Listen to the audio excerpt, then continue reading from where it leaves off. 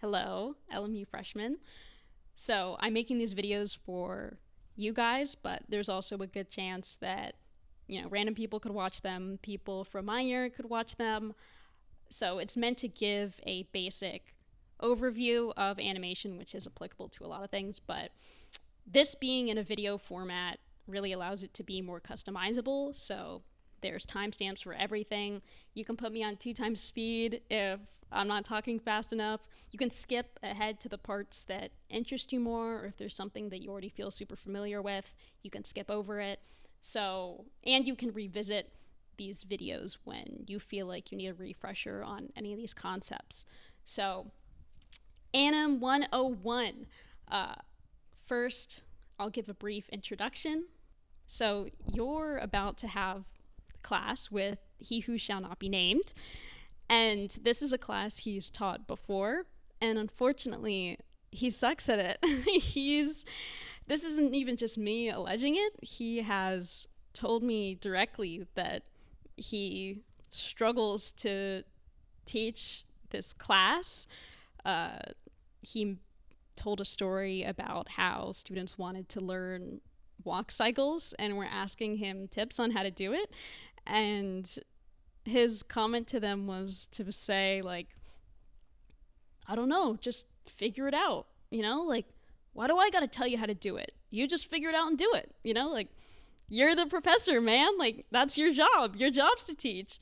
So, unfortunately, this is the primary class that goes over animation at LMU. After this class, you're expected to essentially know how to animate.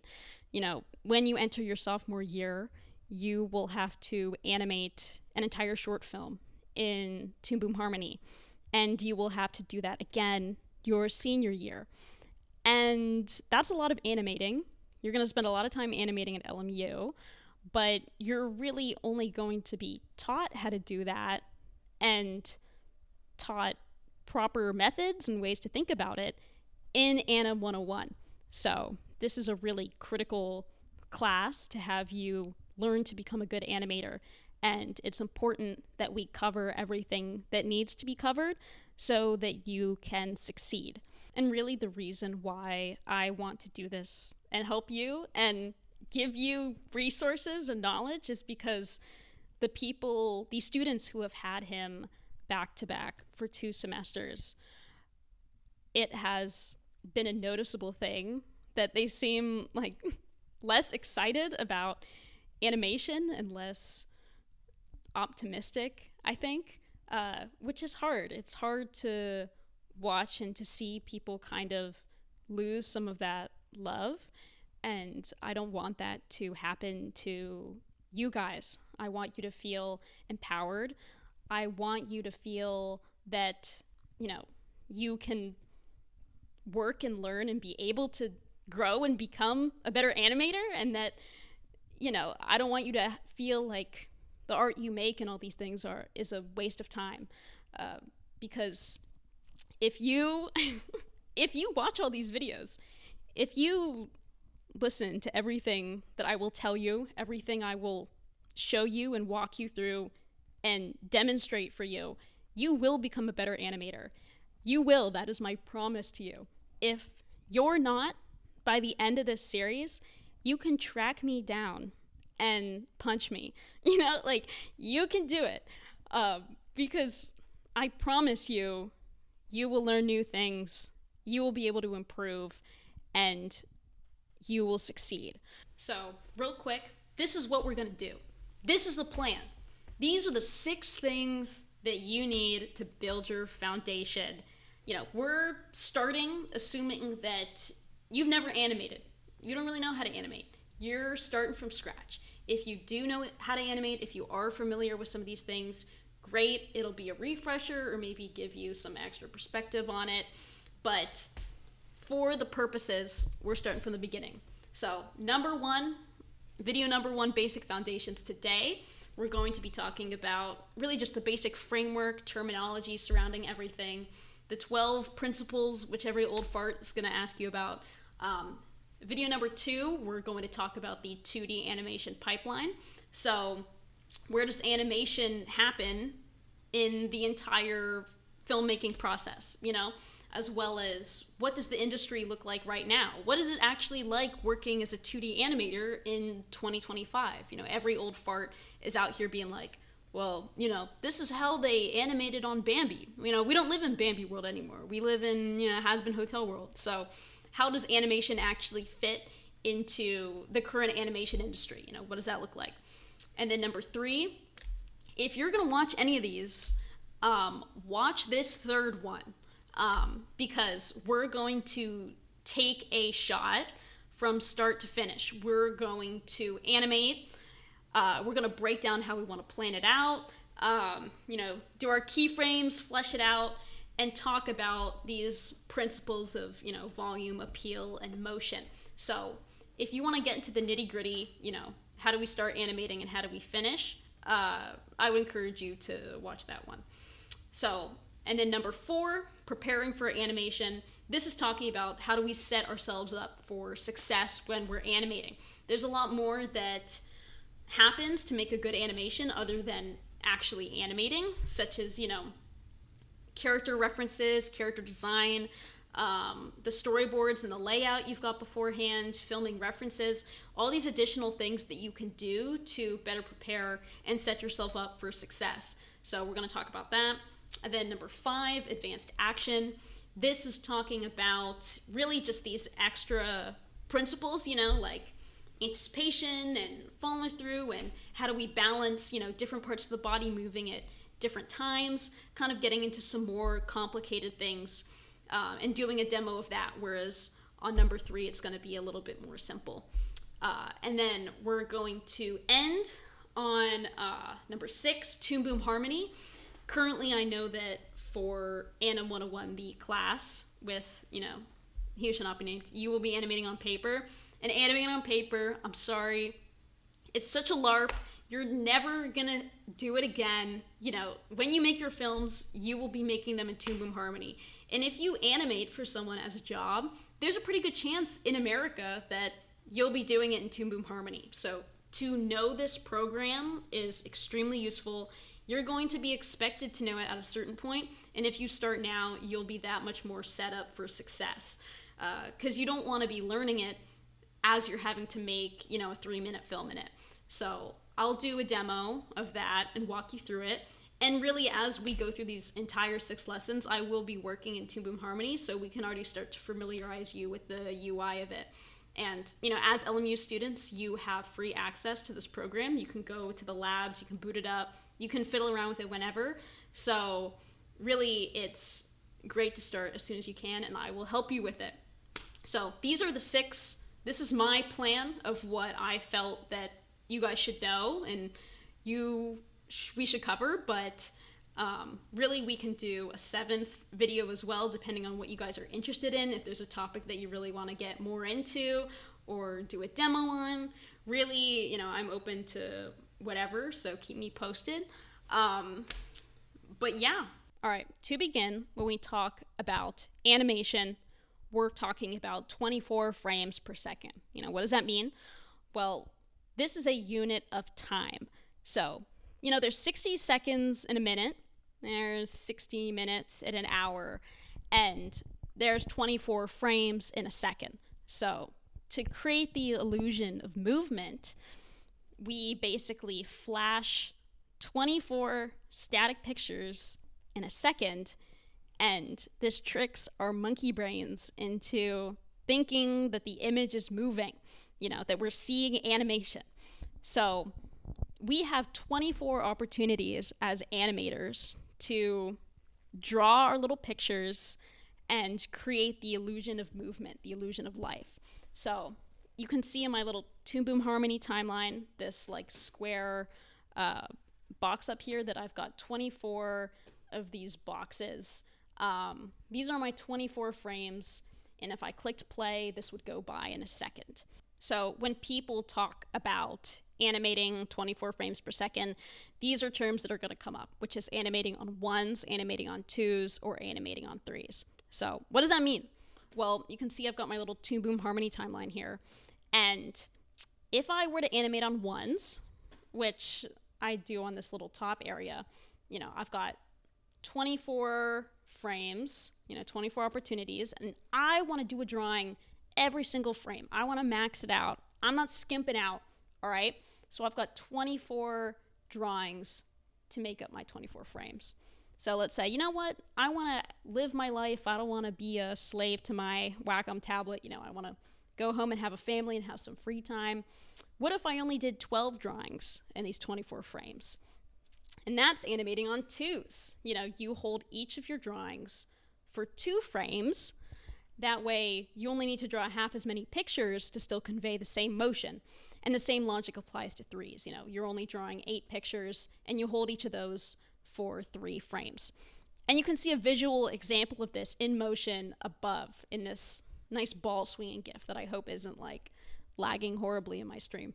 But you can see that the timing is the same. Each of these balls is swinging at the same speed. They're going left and right at the same time. Really, the difference between them is the smoothness, of how it looks. The one-on-ones is smoother than the one-on-threes, and that's because you're doing more drawings within those 24 seconds, you're giving the audience more information to process, and it makes it look smoother. You've got more drawings to flesh out the motion, and so it appears to be moving pretty smooth. Whereas on threes, I'm giving you less information as the animator, and so it's going to look potentially a little choppier. Does this mean that you should animate everything on ones to be a good animator? No, that's horrible. If everybody animated on ones, everyone would hate their life. Nobody would have any free time. It's not necessary. You can make your animation look good and smooth, even when it's on twos or threes. But if there's a moment that you really want to have some sort of special smoothness, you can use ones to do that. You can use more frames to flesh out your animation even more. So, which brings us to, we're going to look at an example animation timeline so that we can see more about the ways that frames work. So frames are a unit of time.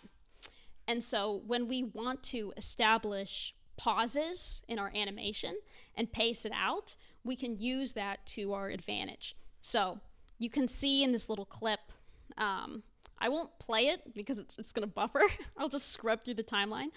But you can see that it starts on this sort of static pose at the beginning before she closes her eyes, goes out of that blink, and then leans her head down, moves into this yawn, and then goes back into rest.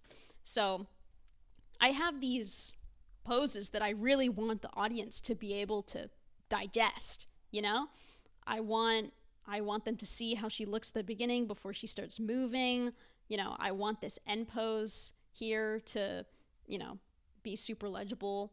So anytime I want to hold on a certain pose for emphasis, I hold that drawing for a longer amount of frames. So you can see even in my timeline here the way that it's broken up. I've got this long stretch where I'm just holding this one drawing for a bunch of frames, and then she leans her head down to blink, and I want the audience to see this pose with her eyes closed, so I'm holding it for a longer period of time before she goes back up, and her eyes are open again, and I hold that too. So really, you're not just dealing with, doing a bunch of drawings and making everything constantly moving. You also want to utilize frames and how long you hold your drawings to establish when your characters are not moving, when they're pausing in their movements. So balancing those two aspects. So now that we've given just a basic overview of frames and the terminology along with it, we are going to get into what every old animation fart is going to ask you about. Every professor is going to go, well, have you studied the 12 principles? And now you'll be able to say, yes, I have. All joking aside, when people talk about the 12 principles of animation, they're talking about 12 things to keep in mind, important concepts to use when you're animating. Is this some hard and fast rule? No. Are these the only things important when you animate and you don't have to think about anything else? No, but this is just a great way to talk about some of the basic ideas that, the basic rules behind much of the animation that we're going to cover. So if you want to learn even more, I've also included, I'll send this out to you. Every Old Fart is also going to talk about the book, The Animator Survival Kit by Richard Williams, which is a really great animation resource book, walking you through a lot of different animation techniques and processes, and if you want to animate a walk and who's not going to teach it to you, you can just read this book and you'll know how to do it. So I've got a link to it. I also have a copy if you just want to come over and borrow it. But really just to get straight into it. So what is going on? What are these 12 principles? What's going on? Well, we're going to take it one by one. And this is going to be pretty much the rest of this video is going through these 12 principles. We're going to do a basic overview of them, but we're going to sort of revisit them in even more detail and use them in action later. So, in video number 3, volume appeal motion, which is that demo I talked about, we're really going to demonstrate, timing and motion, appeal, slow and slow out, solid drawing, straight ahead and post-to-pose action. Video number 4, prepping for animation, we're going to talk about staging, appeal, secondary action, advanced action, we're going to talk about other stuff. So, we're going to revisit these concepts, but I want to set the baseline for it now, here, so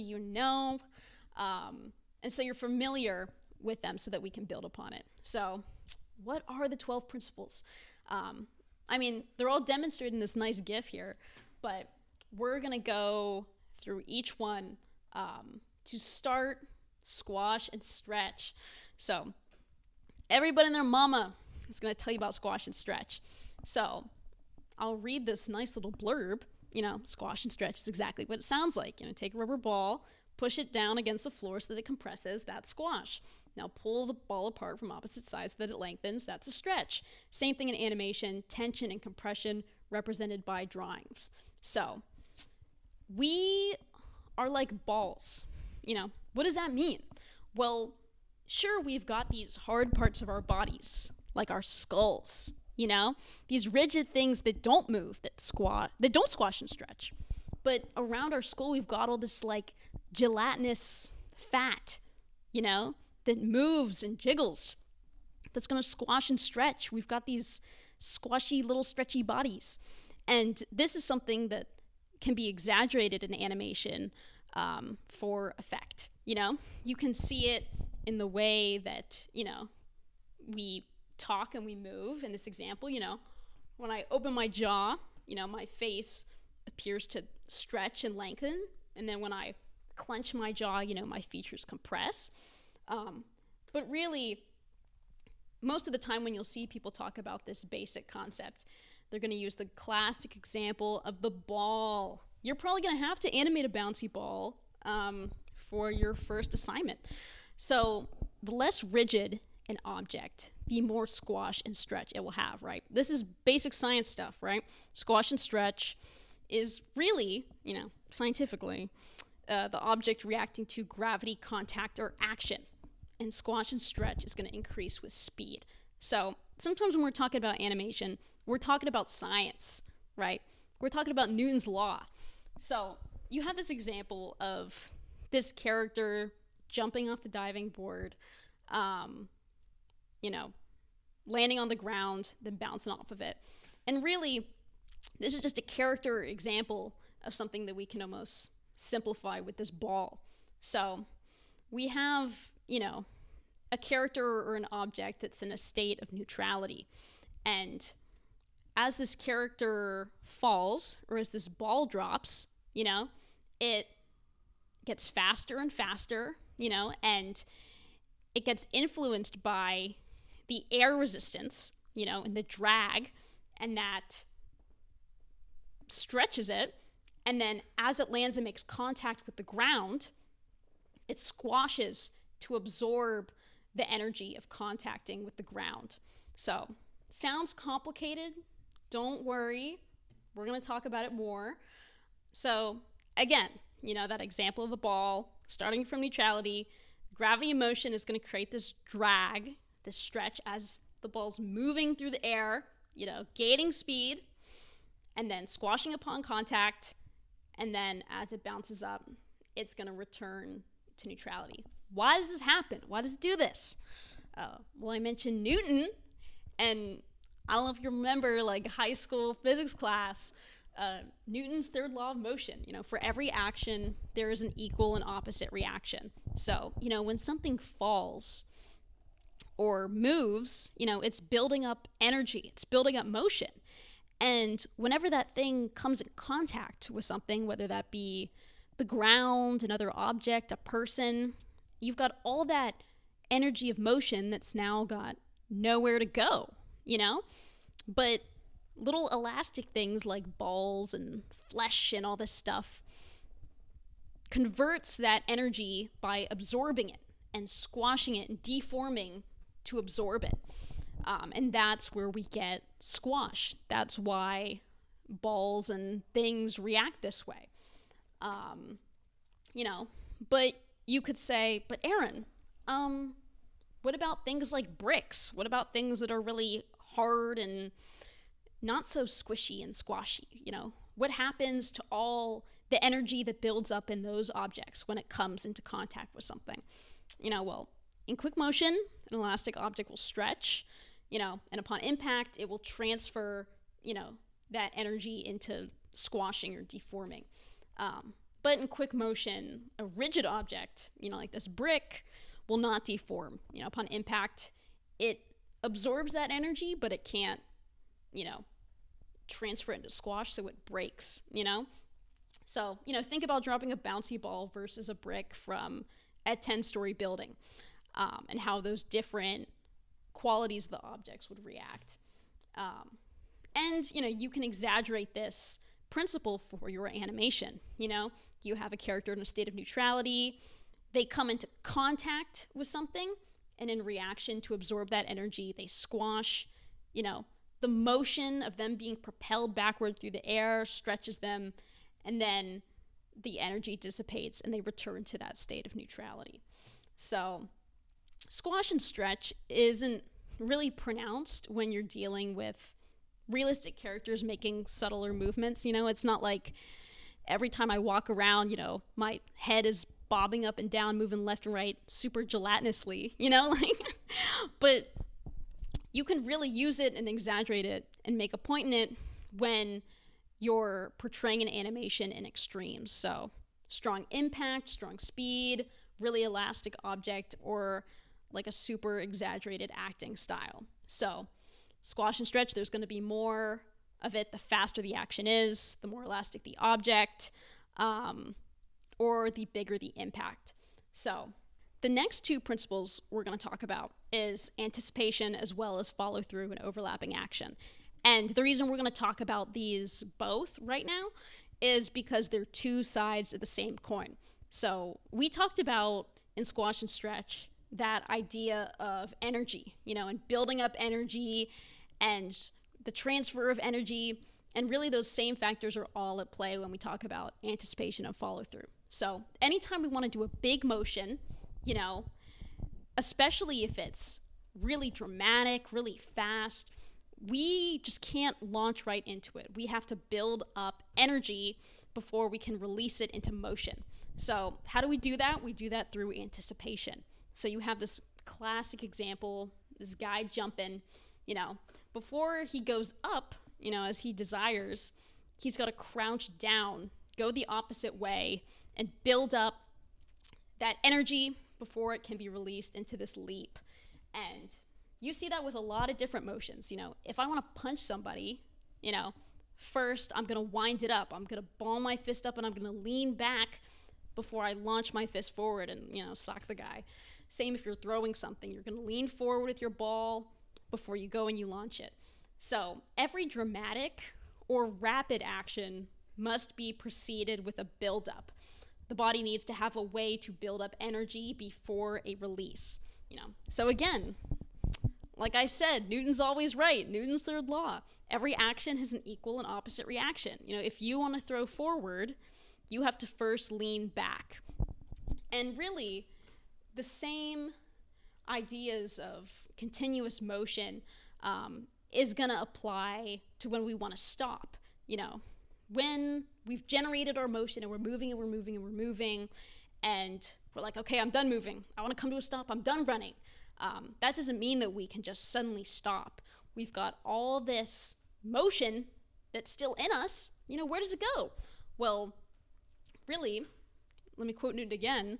An object that is at rest will tend to remain at rest, and an object that is in motion will tend to remain in motion unless acted upon by an outside force.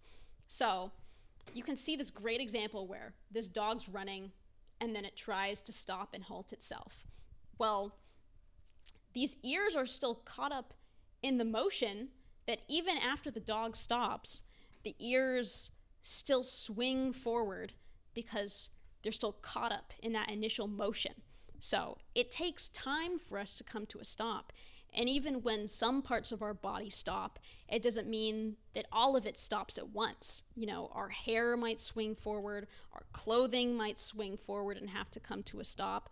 So we have all this energy built up in us that takes time to dissipate, And even when we stop running, even when we try and stop moving, our body often lurches forward before we can stop. We're still propelled by that initial motion that kept us going. So, yeah, as I mentioned, common follow-throughs for characters are hair and clothing. You can see these examples here. Got this guy running, he stops, and his cloak still sways forward before it has to settle. Another example with dogs, I don't know what's with these dog follow-through examples, but yeah, as it's moving, the ears drag, but then as he stops, the ears swing forward before they come to a settle. So everything not directly controlled by the body's muscles is being pulled along with us when we move. And when we stop moving, items attached to us will lurch forward, still caught up in the motion. Think about a car crash. The car stops, but the unconnected person inside goes flying, still propelled by the motion, That energy has to go somewhere, it has to dissipate somehow. So this is how it comes out. Essentially, the more dramatic and rapid the action, the bigger the anticipation and follow-through/overshoot. So, if I'm just doing a little punch, I don't have to lean forward, lean back that much, and it doesn't take that much for me to return to that position of neutrality, But if I'm doing a real crazy punch, I want to go hard, I want to go fast, I really have to lean back to wind it up. And then when my action is done, I'm going to lurch forward and have to overcorrect myself because I've got all that energy built up, The more energy that you're building up, the more you're going to overshoot and you're going to have to correct your movement. The last part of this is overlapping action, which is essentially the idea that not all parts of our bodies are going to move at once. Certain parts of our bodies are going to lead the action. So, for example, when we want to go look at something and turn our head to go look at it, our eyes are going to move before the rest of our body does. You'll see this when you record yourself looking around and stuff. It's really interesting. But you won't just see it with people looking around, You'll see it as well with, the structure of our arms means that, if an action is initiated by my shoulder, when I'm walking and I'm swinging my arms, my shoulder's the part of my body guiding the movement. So the lower parts of my arm are going to react to that movement and move at a different rate. And you can see that in this little GIF here. Same with this little example of the tail and the squirrel moving at a delayed rate compared to the body, because it's behind it, it's dragging in the air, so it's going to move at a different rate and be more reactive. So obviously this is a tricky principle because you're like, well, Aaron, how do I know which parts are moving at what speed or whatever? But really to help conceptualize it is just to think, what part of the body is really initiating this action and guiding it, and also to just record yourself doing it and notice what parts of your body move first and initiate it. Which brings us to, this is a really great segue, arcs. What does this mean? Well, when we move in arcs. We move in almost a circular sort of motion, you know? You have this good versus bad example of this hand here swinging, you know? So a good example is over here on the left, you know, the finger is following this circular arc, and the bad example is this kind of square version. So what's the deal with this, you know? Well, people are made with little ball socket joints, you know? My arm is connected to the singular point. And when you have something that's attached to a singular point, the only motion you can really make with it is circular. You know, I'm swinging it around. Everything is going to move in an arc because everything is attached like that. Your leg's attached to one little point in your body, so your leg's going to swing up and down. Even with, you know, our jaws and the way we move. You know, my jaw here is, you know, attached to my skull up here. So when I open my mouth, you know, the lower part of my jaw is going to move down, but it's also going to move back within that circular arc, you know? You can see this, like, this is just the way we move. This is the way we're built. And, you know, you can see it with just singular parts of the body, but also, you know, the way that, you know, our bodies compress when we fall, like this Klaus example of, like, him being, like, stretched in this way. So you can use it for exaggeration, but that exaggeration is built upon the real human ways that people are built. So you can see, this is an example from an animation I did. You can see, you know, she's swinging her arm over her head to grab this phone, and it's moving in an arc because it's, you know, it's swinging along that ball and socket joint in our shoulders. You know, same with this example of, you know, dialogue and the circular arc of the mouth. And as well with this sort of punch example, you know, creating a nice satisfying arc through the arm. So it's something you can exaggerate because it's pleasing and appealing to look at. But again, as I said before, it's really rooted in that human anatomy. Which brings us to principles 5 and 6, timing and motion and slow in and out. So these are so important. We're going to really get into these in that video 3 of the demo. So I'll try to not spend a crazy amount of time on it here, but really this is so much at the core of animation. So when we're talking about animating, we're dealing with two factors. We're dealing with timing and we're dealing with spacing. So what does that mean? You know, what's going on? So when we talk about timing, we're talking about how many frames it takes to get from one key drawing to another. What do I mean by key drawing? I mean just important drawing, you know? So for example, how many frames does it take to get from this ball in this position at the top to when it hits the ground at the bottom? You know, how many frames does it take? Does it take 24? You know, does it take a second? Does it take half a second? You know, does it take 2 frames? You know, how long does it take? You know, if I want to animate me turning from left to right, you know, I could have it take, you know, 60 frames and have it be slower, you know, or I could have it be super quick, you know, with less frames. That's what we talk about when we talk about timing. We're talking about our frame count. So what about spacing? What does that mean? Well, spacing, we're not talking about our timelines. We're talking about the way the actual drawings convey an object in motion. What does that mean? Well, you know, I gave that example of, you know, the head turn, right? You know, I want this turn to happen, but how do I actually, you know, what parts of the turn do I draw? You know, like I've got to convey this thing in, say, 24 drawings, right?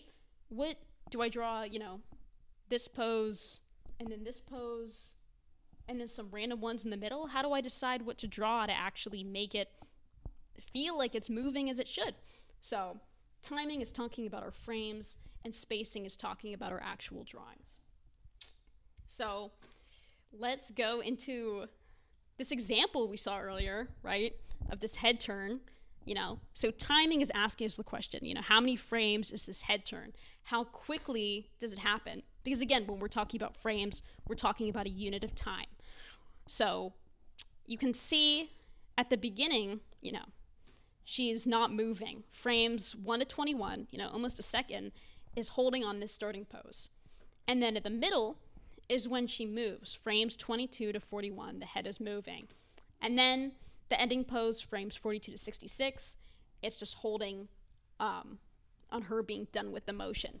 So we can see, we can count here in the middle how many frames it actually takes for her to move, And if we wanted her to move quicker, we would have this happen over a smaller amount of frames. If we wanted it to go slower, we would increase it. So spacing tasks us with, within those 20 frames of motion, right? As we established in timing, there's 20 frames that she's actually moving. It takes her 20 frames to move from left to right. So how is the motion spaced? AKA, how much does she actually move per drawing? And spacing is everything. Spacing's complicated, but it's so important. If you mess it up, your animation's gonna look terrible. This is really so important. So if you'll notice, here we can see all of the drawings that make up this turn. These red ones, we're looking at her nose right now, but these red ones are the beginning of the animation, and these green ones are near the end. And this black line here in the middle, this is directly the middle pose of our animation, right when she's in the middle of her turn. So you'll see that the spacing, as her, she's turning and her nose is moving, the spacing between these drawings is smaller near the start of the turn and the end of the turn. And the largest gap in spacing is directly in the middle of the motion. So it's almost exponential, right? It's small at the beginning and it gets bigger and bigger and bigger and bigger. And then when it's slowing down, it gets smaller and smaller and smaller and smaller. Smaller spacing between drawings creates a slower motion, and larger spacing between drawings creates a faster motion. So why is this? Again, it's because frames are a unit of time. So if in one frame, my ball moves a lot, then it's moving quicker because it's crossing more distance in a certain amount of time than compared to over here where it's just moving a little bit. So the closer together you space your drawings for each frame, it's moving slower as opposed to when there's more gaps. So if this is confusing, if this is weird and you're like, how do I space it? What do I do? We'll do more of a walkthrough in this in part 3, but this is just to get you that basic idea of, okay, smaller spacing, slower motion, larger spacing, faster motion. The next principle that we're going to talk about is straight ahead and pose to pose. And a lot of this is talking about terminology. Some of these terms you might be familiar with. Really the one that you might be the most familiar with is the one we're going to start with, which is keyframes. So what are keyframes? They are the core poses of the animation, usually the first and last frame of an action. And typically we're going to draw these first. I have this idea of, I want to draw a character turning her head. Well, to understand where she's going to start and where she's going to end up, I want to draw those two poses first before I fill everything else in. So keyframes are really capturing the essential start and end core of your motion. And in between those keyframes, the most important poses of our animation, we have breakdowns. What is a breakdown? A breakdown is a drawing that clarifies the movement in between keyframes, and it's often in the middle. So what does the middle of this motion look like? In our little head turn here, it's nothing crazy, right? It's kind of just, she's turning her head in the middle. It's nothing nuts, right? But there are examples where breakdowns are even more necessary to sort of give context to what's going on. We have this other example of a head turn where, we've got our two keyframes, right? We've got our start and end poses for the motion. And then smack dab in the middle, she's not just turning in the middle, she's closing her eyes, her chin's leaning up, and her ears are down. This is really useful information for understanding how this character is moving, And right now, I've only drawn this is just 3 drawings, right? But even within these small amount of drawings, you can get already a great idea of how this character is going to move. Breakdowns can be used to flesh out how you move from one key pose to another. And you can really see the way they can be used in this example on the right. You have this animation where the keyframes are the same. You've got a keyframe of the character leaning to the left with her arms up, and then the same pose on the right. But how she moves between those two keyframes in these 2 different examples is drastically different. Up top, it's a turn. Up here at the bottom, it's crouching down and shaking her hands. So this really gives us a better understanding of how this character is actually moving and how it's developing. Or, sometimes your breakdowns, like we talked about with the earlier head turn, can just be pretty standard, right? This one, she's leaning a bit to the left, she's leaning a bit to the right, and the breakdown is just smack dab in the middle. So your breakdowns can tell you, is this a standard motion? Does it have a little funk to it? These are really the most important poses that we're going to draw first before we start filling anything else in.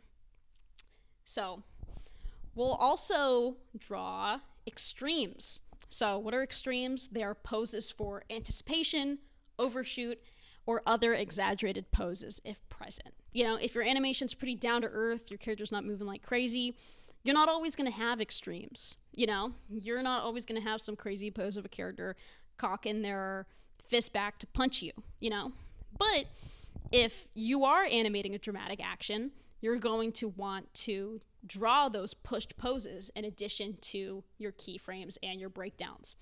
And once you have all of these different factors, so with keyframes, breakdowns, and extremes, you should be able to get a sense of your animation before filling out all the remaining drawings. Planning out your animation by first drawing these core poses is a method called pose to pose. So after you've drawn your keyframes, your breakdowns, and your extremes if you have them, only then will you fill in your remaining drawings. And these fill-ins are called in-betweens. These are the remaining drawings between the keys and breakdowns that flesh out the animation and smooth out the movement.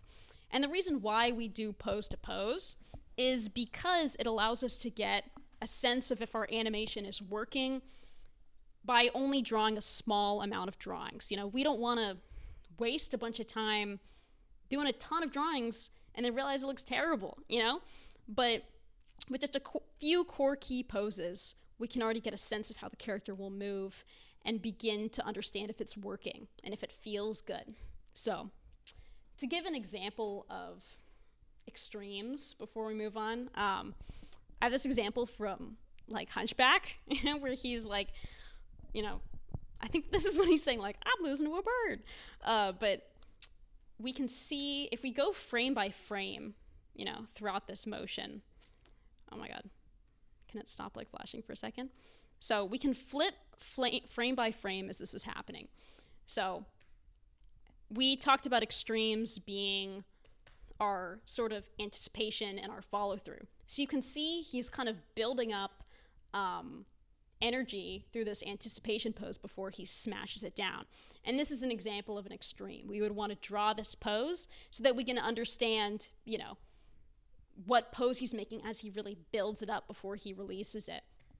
And then our other extreme is, this overshoot pose, where he's extending his arm out, he's slamming it down before he returns to this kind of more neutral pose. So if I was planning out my animation before I drew these middle frames here, I would make sure to draw these extremes of his anticipation and overshoot. So pose to pose is great. It allows you to get a sense of your animation before drawing every frame. It ensures that your characters stay consistent. Because really, if you're just going chronologically, it can be easy for you to accidentally draw your character's head too big in one frame, and then their head just balloons over the size of the animation. It allows you to maintain your arcs and proper spacing, and it allows you to plan out your timing. Really, so much of good animation is just planning things out, checking if they work before you sink all your time into it. And pose to pose is great for that. The other method that people talk about is straight ahead. And what straight ahead is, pose to pose, we establish these core poses and then we fill in everything in the middle after we're sure that our core poses are good. Straight ahead just goes chronologically. I'll draw the first frame, then the second, then the third, then the fourth, and I'll just, move throughout time. And that's best for more unpredictable organic movements, like effects, right? Like this beam shooting out of this thing. It doesn't make as much sense for me to be like, what's the extreme of this beam shooting, It's a flowy motion, so it makes sense to go chronologically with it. Same for this fire, the way it's changing. Or like morphing, if you have a character, if I want to make a ball morph into a triangle, sometimes it can feel more flowy and fun if I just do it straight ahead. But I would encourage you generally for your character animation to do pose to pose, because it allows you to have more control over the way your character is moving and your work. The next 3 principles that we're going to talk about together, because there's a lot of overlap between them, and these 3 are exaggeration, appeal, and staging. So exaggeration is honestly a little self-explanatory, in my opinion at least. It's about pushing the pose or expression or motion to encapsulate the intended feeling, I had this Cloudy with a Chance of Meatballs example, right? Instead of just having him shocked looking like this, it's much more legible to the audience to have him really unhinge his jaw and stretch his face. It sells the idea of it more. You can do this with people's faces. You can do it with their poses, as you can see with these great examples here, or even just more subtly with this person crouching. Or in your motion, really having the character deform and be cartoonified to sell the effect. Does this mean that you have to animate Tom and Jerry, eyes popping out of his head to be a good animator? No. There's going to be times where you're going to want to be more subtle and not exaggerate as much. But it's a useful tool for clarity and for the audience immediately understanding what you're doing. Staging, I'm not really going to talk about staging too much. Really, it's just where do you put the characters in the screen to make it more readable to the audience? And this was something that you guys learned about in last semester in visual story development. But we'll go into a bit in lesson 4. I'm not going to talk about it too much right now. But really the other one is appeal. And what is appeal? What does this mean? It's like, initially you think it's a dumb principle. It's like, what? It's a principle to what? Draw an appealing drawing, make an appealing animation? Like, what? Like, just be good? But really when people talk about appeal, it's about, when you're animating, you have an intention of what you want the viewer to feel as they watch your animation, And appeal is concerned with, does the animation communicate the intention of the animator and the intended feeling? Is it clear? Do I get it? Is it cool to watch? So when I see this example of, Chihiro crying, it's clear. I can see that she's sad. Like the slow way she's chewing, like really makes it feel like she's this little vulnerable child. It sells me on the face and what she's going through. I mean, and it's even as simple as with this example of, Frollo glaring. I'm like, I can tell that he's mad, like it's succeeding at what it's trying to do. So really when you animate, and especially when you're drawing your key poses, you have to pay attention to, is the expression working? Is it clear? Am I conveying the feeling of what I'm trying to convey? Next is secondary action. So this is, everybody gets confused on this one. People mix it up with follow through and overlapping action. But what secondary action is, this paragraph explains it pretty well, but this action adds to and enriches the main action and adds more dimension to the character animation, supplementing and or reinforcing the main action. Example, a character is angrily walking towards another character. The walk is forceful, aggressive, and forward-leading. The leg action is just short of a stomping walk. The secondary action is a few strong gestures of the arms working with the walk. Really, basically, it's the character doing another thing in addition to their main action to supplement the feeling of it. So a great example is this Klaus example where she's like deadpan talking. She's being pretty blunt, and to really sell the idea of it as she's talking, which is the main action, she's doing a secondary action of like gutting this fish, which is selling this idea that she is, fed up with shit and she's just being all guttural, Same with, Ursula, the main action is, again, that she's talking. She's making some comment. I forget what scene this is, but her secondary action is she's doing her hair. Same with Frollo, like he's singing while he's like touching Esmeralda's little scarf thing. So really when you're animating, you can think about ways to, I had to turn my video off, it's like buffering all these GIFs. Really when you're animating, you can think about ways to have your character do additional actions to add more flavor to this main action. It's a little, because it can be a little too simple to just have a character do one thing at once. In reality, when we're impatient, maybe the main action will be us talking, conveying that, but maybe we'll be doing little things like tapping, our foot on the ground, or maybe if we're nervous, we'll be scratching our back of our head or pulling on our hair.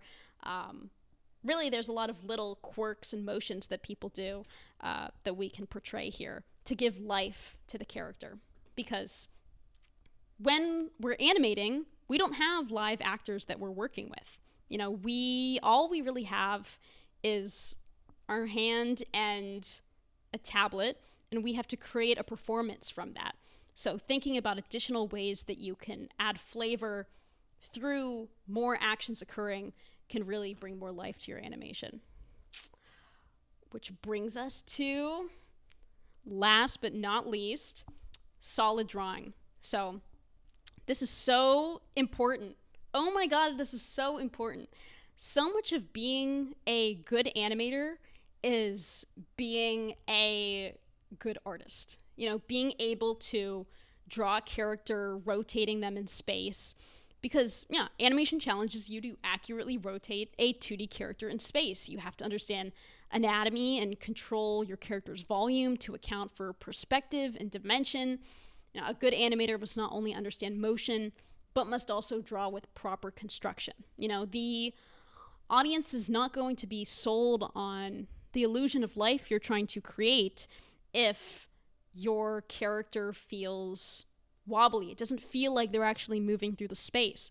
And the only way to really create that illusion is through solid drawing.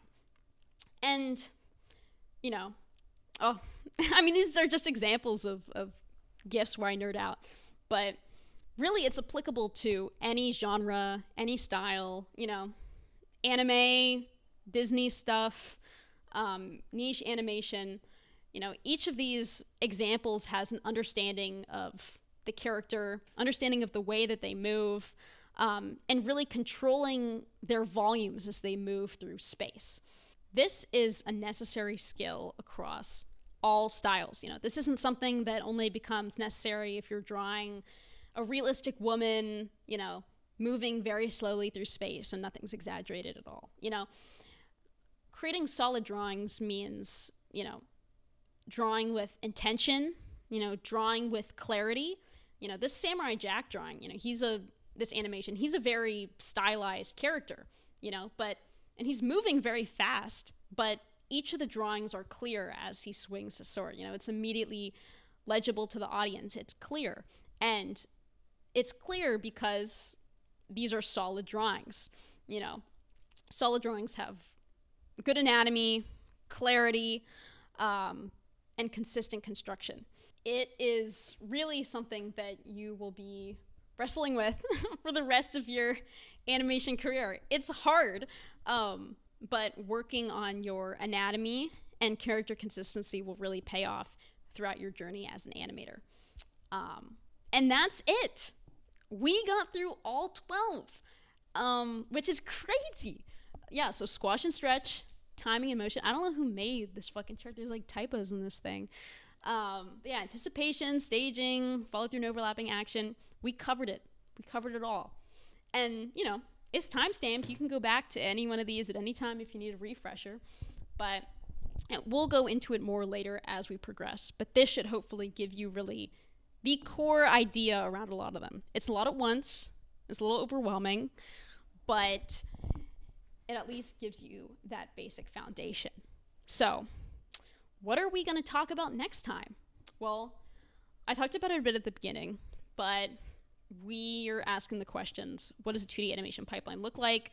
What does it look like in the current industry? Let's break down each step and give you a really good idea of, where does animation actually fit into this whole pipeline? And how does it work?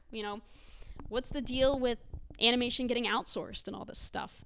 And then number 3, we're going to talk about, this is my term for it. I'm calling it my VAMs. Volume, appeal, motion, we're going to talk about. So step-by-step demo of the animation process. Let's talk about planning, timing, and spacing from keyframes to breakdowns to in-betweens. We'll take a shot from start to finish. So this is really the nitty-gritty of how are we going to tackle a shot and actually animate something and create the illusion of life. So thank you for sticking around. This is, there's like a little me in the corner. Hopefully this was understandable to you and gave you a better picture of all these different principles.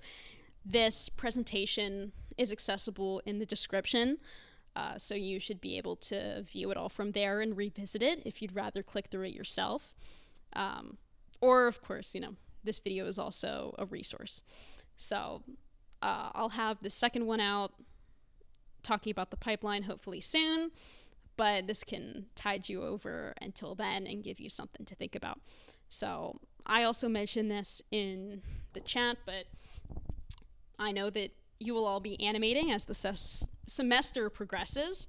So if you want help on your animation, second pair of eyes, just anything to look over, feel free to ask me to come into the labs and we can take a look and see how you're doing. But yeah, this is pretty much it. Thanks for sticking by. This video is probably way too fucking long, but that's why you can put me on 2x speed and skip around. So until next time, have a good start of the semester, and happy animating.